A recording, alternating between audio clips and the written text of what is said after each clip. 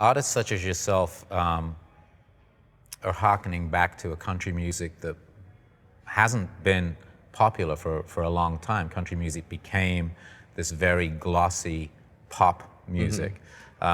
Without making any references, we all know who the huge country artists were in the last 10, 15 years. And you reference people like Willie, Waylon, the Outlaws.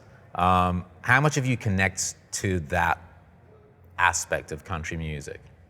I mean, every bit of us connects to that aspect of country music. That's the only country music we like to listen to, you know, if you ask me. I mean, I guess there's some of that 90s country George Strait stuff that can, you know, everyone knows because you heard it on the radio when you were in junior high, growing up in Texas and Oklahoma. But for me, that's the country that I identify with, and that there's soul in that country. We talked about soul earlier. Absolutely.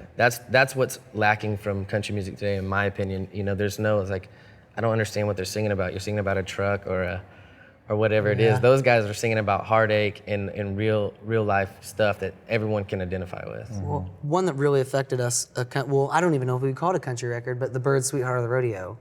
That was one of the first ones where we realized that, you know, there's bands that do this, and not just like, you know, not just these solo guys in Nashville. And that record is, I mean, it set a tone. I mean, I don't think the Eagles would be around without that record too.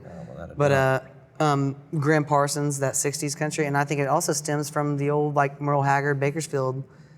It's kind of like we're a rock band in Nashville, which is kind of odd. Back then, if you're a great country artist, most of the time you're outside, you're either Dwight or Buck Owens or whatever in Bakersfield, or Willie and Waylon in Texas, or these other things like that. And you know, we obviously attract to that rebellious side of country more than we do the slick and polish, glossy, you know.